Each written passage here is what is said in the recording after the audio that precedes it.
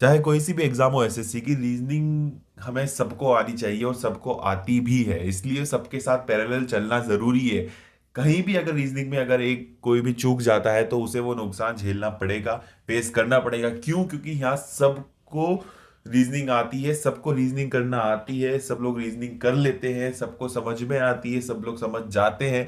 तो पेपर में सब लोग वहां पर उसे करेक्ट करके आते हैं। तो आपने अगर गलती कर दी तो नुकसान आपको होना ही है। तो सबके साथ पैरेलल चलना सबसे इंपॉर्टेंट की पॉइंट है ऐसे आपके रीजनिंग को लेकर। तो ये चीज सबसे पहले समझिए कि हमें रीजनिंग को ऐसा करना है कि हम या कोई भी हो सबको आता है, तो हमें भी आना जरूरी है।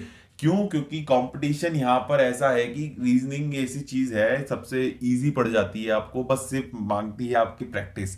तो कई चीजें हैं जो मैं यहाँ डिस्कस करने वाला हूँ रीजनिंग को लेकर, तो वो थोड़ा बहुत आप सुनेंगे, समझेंगे और करेंगे, आप अप्लाई करेंगे अपने रूटीन में, अपने टाइम टेबल में, उस तरह से आप फॉलो अप करेंगे तो I hope and I know कि ये इस तरह से सारी चीजें आपकी प्रॉपर हो जाएगी। और हमें रीजनिंग में नंबर चाहिए, क्योंकि हम अगर नहीं लाएंगे कोई दूसरा तो ला ही रहा होगा उस चीज को। तो हमें उस चीज में नहीं चूकना है जो सब लोग उस चीज में नंबर ला रहे हैं, और वही नंबर हम नहीं लाएंगे तो हम सिलेक्ट कैसे होंगे?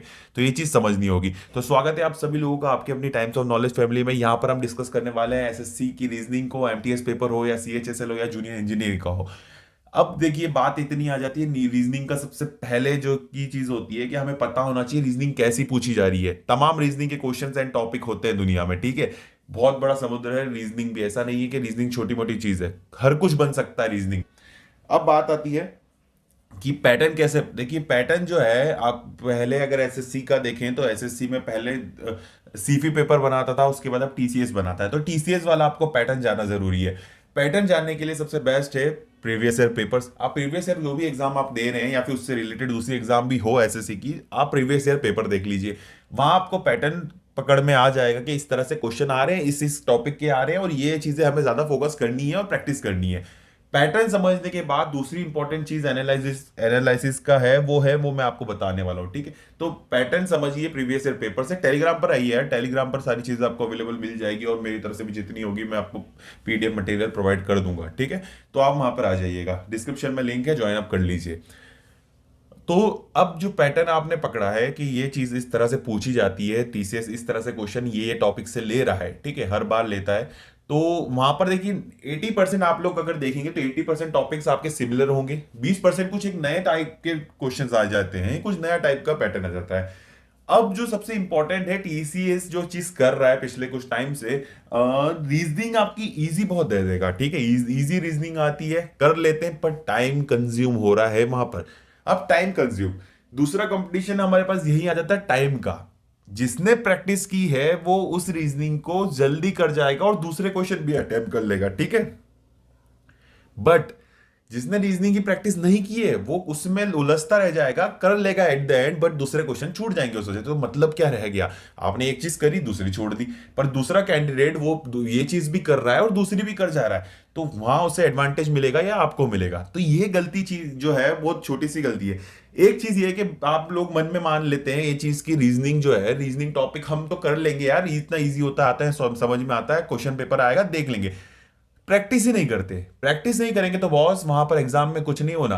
ये चीज ही आजकल इसी का फायदा उठा रहा है टीसीएस की, आपको वो टाइम कंज्यूमिंग रीजनिंग दे रहा है, आपकी प्रैक्टिस नहीं है, तो आप वहां रीजनिंग में लगे रह जाएंगे। और आप होता है ये चीज, मेंटेलिटी होती है सबकी कि यार एक मार्क्स या 2 मार्क्स का क्वेश्चन है तो मुझे ये आता है तो मैं कर लूं, भले थोड़ा टाइम जा रहा है पर मुझे मिलेगा तो सही मार्क्स।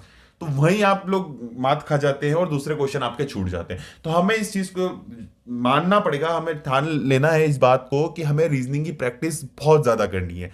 माना इजी है पर प्रैक्टिस मांगता है, बिना प्रैक्टिस के ये कोई काम नहीं होता। देखिए यही है, आपको ऐसी आसानी से लड्डू नहीं मिलते, ठीक है।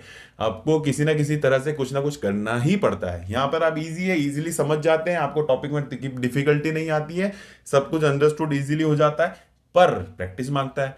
कुछ चीजें ऐसी होती है वह प्रैक्टिस नहीं मांगती बट हमें समझने में टाइम लगता है। तो यही चीजें बैलेंस होता है एक तरीके का। तो हमें प्रैक्टिस तो करनी ही करनी है। एंड मोमेंट जो होता है पेपर का, आपको उस टाइम से पहले पहले भी करनी है, ठीक है। एंड मोमेंट पे ऐसा नहीं है कि 4-5 दिन बाद करने बैठ गए कि चलो इसको लास्ट में देखेंगे, ऐसा नहीं है। प्रैक्टिस जरूरी है, एक लंबे समय तक प्रैक्टिस करनी पड़ेगी, हर प्रकार के पैटर्न देखने पड़ेंगे, ताकि एग्जाम में क्विकली आप वो चीज को समझ सके कि हाँ ये तो मैंने पैटर्न किया, इस तरह से देखा गया। क्योंकि रीजनिंग में पैटर्न कैच करते गए ना आप, किसी भी क्वेश्चन का, चाहे कुछ भी हो, कोडिंग डिकोडिंग कुछ भी हो, पैटर्न पता होगा ना आपको कि हमने इतने प्रकार के पैटर्न, इतने टाइप के पैटर्न्स कर लिए हैं, तो वो क्वेश्चन बहुत आसान हो जाता है बॉस। वो पता जब भी चलेगा जब आप नंबर ऑफ क्वेश्चन प्रैक्टिस करेंगे, बहुत ज्यादा प्रैक्टिस हो जाएगी। उसके लिए चाहिए बुक। अब देखिए बुक भी इतनी कंपलसरी नहीं है। अगर आपके प्रीवियस ईयर 2-4 एग्जाम के अगर आपके पास है पेपर्स, तो आंसर कीज या पेपर्स आपके पास है, तो आप उसके क्वेश्चन लगाएंगे ना तो काफी है। बुक अगर है तो उससे भी पढ़िए, नहीं है तो उतना भी काफी है। बट उसके अलावा भी आपको पीडीएफ मटेरियल आपको टेलीग्राम पर मिल जाएगा, चैनल ज्वाइन कर लीजिए, नहीं तो बहुत चीजें पढ़ी हैं दुनिया में, ठीक है। आप उनसे भी कर सकते हैं, जरूरी नहीं है आप रीजनिंग के लिए बुक खरीदें। तो मैं बुक के लिए भी प्रेफर ऐसा नहीं करूंगा, बट अगर आपको चाहिए, डिस्क्रिप्शन में बुक भी बता दी है, बुक भी देख लीजिएगा, ठीक है। जो अच्छी है बुक, जो ज्यादा जरूरी है, हर एग्जाम में काम आती है उस तरह से, ठीक है। एसएससी के हिसाब से नहीं बताऊंगा। और बाकी आपको टेलीग्राम पर आ जाएगा, तो टेलीग्राम पर आपको मटेरियल अगर होगा हमारे पास जो भी अवेलेबल, आपको वहां पर दे देंगे, तो आप डायरेक्टली उनसे भी कर सकते हैं। तो प्रैक्टिस बहुत जरूरी है, बुक से करें या प्रीवियस ईयर क्वेश्चन से करें। बात आती है फिर टेस्ट सीरीज की, बहुत जरूरी है। आपका अगर टाइम रहता है, सारी चीजें कंप्लीट हो जाती है, एट द एंड आप टेस्ट सीरीज देंगे, 2-4 टेस्ट सीरीज आपने लगा ली, दे ली एग्जाम के पहले, तो बहुत कॉन्फिडेंस बूस्टअप हो जाता है। मेन इंपॉर्टेंट चीज वहां पर ही हो जाती है रीजनिंग के लिए कि टाइमर आता है, ठीक है। टाइमिंग के बीच में आपको करना होता है, तो एक एग्जाम जैसा इंटरफेस आपको मिल जाता है। उस कारण से क्या होता है कि आप जब एग्जाम में देने जाते हैं ना, तो उस पहले ही मेंटली प्रिपेयर रहते हैं आप कि हम इस तरह से एग्जाम में भी देंगे जिस तरह से अभी दे रहे हैं। तो एक वहां एग्जाम में जो डायरेक्टली आपको जो चीज मिलता है एटमॉस्फेयर, वो चीज पहले ही आप अगर फेस करते आ रहे हैं, तो वहां पर बहुत ज्यादा कॉन्फिडेंटली आप क्वेश्चन अटेम्प्ट कर सकते हैं। मेंटली स्ट्रेस भी कम होता है, मेंटल स्ट्रेस कम रहेगा, तो आप वहां पर अच्छे से दिमाग चला पाएंगे। तो ये फर्क बहुत ज्यादा कर देता है क्रिएट, ठीक है। तो ये चीज समझनी जरूरी है।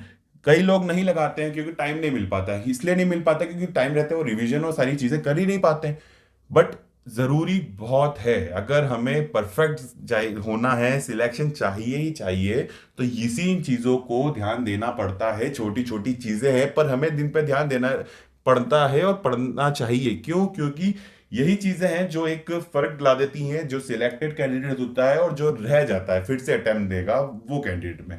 तो यही चीजें होती है। तो हमें सारी चीजें समझनी होगी, हमें हर चीज का वक्त डिसाइड करना होगा कि हमें इस वक्त तक हमें ये कंप्लीट करना है यार। अगर नहीं किया, जैसे मान लीजिए आपने बहुत सारे जीके वीके वाला सेक्शन है, अगर आप इंजीनियरिंग से हैं तो इंजीनियरिंग सेक्शन है, तो अगर ये सारी चीजें आपने एंड मोमेंट पे भी लेके बैठे हैं, अगर पहले टाइम रहते नहीं किए, तो आप रीजनिंग और इन चीजों पे ध्यान कैसे देंगे? करंट अफेयर का सेक्शन होता है, उस पर ध्यान कैसे देंगे, जो मोस्टली सब लोग at the end last time में पढ़ते हैं। तो वो चीजें तो रह ही जाएगी ना। मार्क्स तो ये भी दे रही है, मार्क्स तो आपको वो सेक्शन भी दे रहा है। तो ये चीजें फर्क समझनी होगी, हर चीज का फर्क, और एक टाइम बांटना पड़ेगा आपको कि हमें इस टाइम रहते हैं हमें सारी चीजें कंप्लीट करनी है।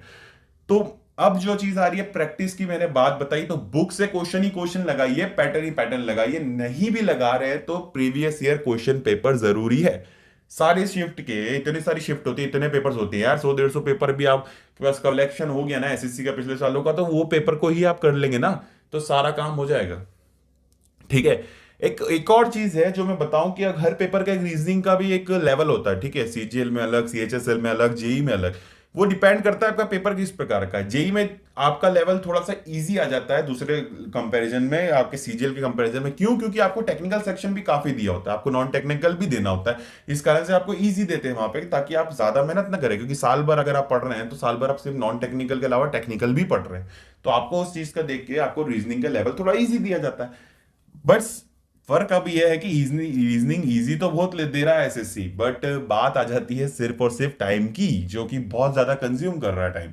बहुत ज्यादा टाइम आपका खर्च हो जाता है उसमें, और जिसकी वजह से क्वेश्चन छूटने मिल जाते हैं। खासकर जेई के पेपर में आप लोगों ने फेस किया, अगर आप जेई के पेपर देते हैं तो जेई के पेपर में काफी क्वेश्चन छूट सकते हैं अगर रीजनिंग ज्यादा समय ले रहा है तो। क्योंकि 50 क्वेश्चन रीजनिंग के आते हैं, बाकी पेपर में 20-25 क्वेश्चन आते हैं, तो फर्क पड़ता है इन चीजों से।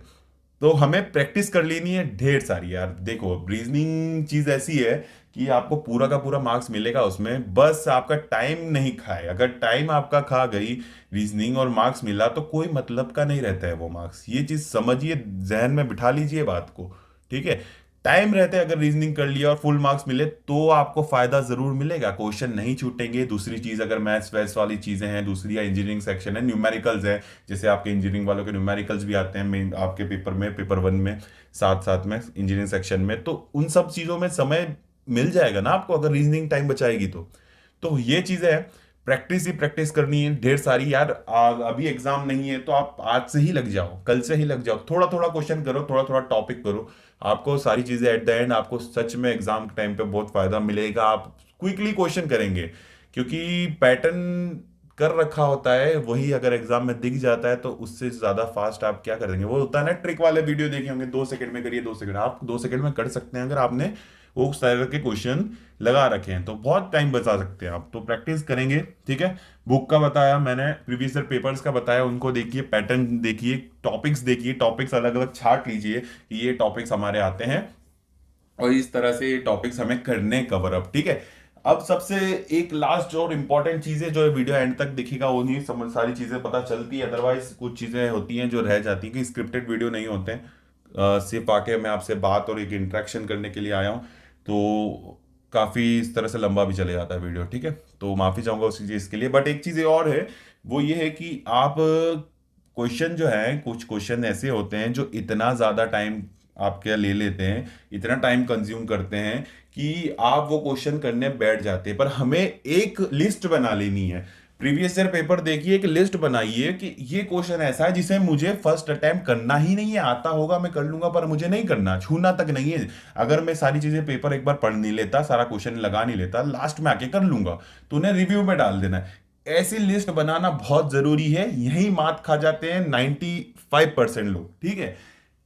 क्वेश्चन पता होगा कि मुझे ये क्वेश्चन हर साल पूछा जा रहा है, ठीक है, इस बार भी आएगा, पेपर देखा हमने, देने गए और वहां पर वो क्वेश्चन दिख गया, हमें तुरंत वो चीज कर ली है जो मैंने डिसाइड की थी पहले से, ठीक है। क्या की थी कि मुझे इसको अभी नहीं करना है, क्यों? क्योंकि मुझे पता है टाइम ले जाएगा, मैं कर लूंगा, मुझे आता है करना, पर टाइम ले जाएगा। तो वो लिस्ट एक बनाना जरूरी है ताकि एग्जाम में क्विकली आप उस चीज को डिसाइड कर लेंगे, मुझे अभी ये नहीं करना, पहले से सोच के जाए मुझे अभी ये नहीं करना। तो वो चीज जरूरी हो जाती है, क्योंकि एग्जाम में जल्दी जल्दी करते करते रहने में वो इंसान अटेम्प्ट कर ही लेता है कि मैं सोचता है कि जल्दी कर लूंगा, पर वो टाइम फिर भी ले जाता है।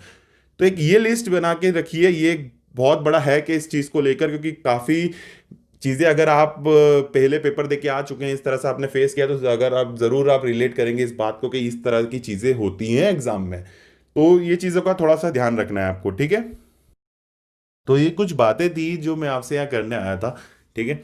कुछ चीज़ें थी जो डिस्कस करना था रीजनिंग को लेकर। काफ़ी टाइम से आप लोग कह रहे थे कि किस तरह से क्या करना है, तो मैं जो चीज़ें बताता गया हूँ यहाँ पर, इस तरह से आप चीज़ें को थोड़ा सा आप डिफाइन कर लेंगे खुद की तरह, खुद की लेवल पे और खुद के लिए। क्योंकि देखिए ज़रूरी है हर चीज़ें, आप इन चीज़ों को बांट लीजिए, समय बांट लीजिए, प्रैक्टिस के लिए चीज़ें कलेक्ट कर लीजिए, टॉपिक छाट लीजिए, सारी चीज़ें जो मैंने बताई हैं, ठीक है। इस तरह से आप फॉलो अप करिएगा रीजनिंग को, एंड आने वाले टाइम पे थोड़ा सा चीज़ें रहेंगी कि आपको और चीज़ें बताऊं मैं कि किस तरह से आपको फॉलो अप करनी है। बट अभी फिलहाल आपका फर्स्ट स्टेज यही होना चाहिए। नेक्स्ट ईयर की एग्जाम जितनी भी आने वाली हैं, 2020 के जितने भी आप लोगों ने फॉर्म भरे, मैं चाहता हूं कि आप लोग यहाँ से जो भी चीज़ें हैं, आप उन एग्ज़ाम को, अगर आप शिद्दत से आप मेहनत कर रहे हैं, बहुत ज़्यादा आप लगे हुए हैं एग्ज़ाम के लिए, तो मैं चाहता हूँ कि आप लोग सिलेक्ट हों और इसी अटेम्प्ट में हो जाए जो आप देने वाले हैं आप एग्ज़ाम। तो चीज़ें थोड़ी सी आप इनको पहले से ही समझते चलिए और एंड मोमेंट का वेट मत करिए यार। देखिए समय यूं ही निकल जाता है, एग्जाम निकल जाएगी, एग्जाम की डेट आएगी या फिर कब पेपर होगा, इन सब चीज़ों के चक्कर में आप अगर आप बैठे रहेंगे तो सब कुछ रह जाने वाला है, ठीक है। जीके सेक्शन हो चाहे कुछ हो, आप डेली डेली थोड़ा सा पढ़िए, ठीक है। 1 घंटा दीजिए रीजनिंग को, 1 घंटा बहुत होता है, सफिशियंट होता है यार। 1 घंटा आप रीजनिंग को देंगे डेली तो आपका एग्जाम के टाइम तक सारी चीज़ें प्रॉपरली हो जाएगी और प्रैक्टिस भी हो जाएगी। प्रैक्टिस ही ज़रूरी है रीजनिंग के लिए, तो ये चीज़ समझनी होगी। आई होप आप समझेंगे इन चीज़ों को, एंड टेलीग्राम ग्रुप ज्वाइन कर लीजिएगा, कुछ भी चीज़ें हो तो डिस्क्रिप्शन में लिंक्स है, ठीक है। तो मिलता हूँ नेक्स्ट वीडियो में इसी जगह पर। आपकी अपनी फैमिली में जब तक के लिए ऐसे ही मेहनत करते रहिए और अपनी सेहत का जरूर ध्यान रखिएगा। जय हिंद, वंदे मातरम।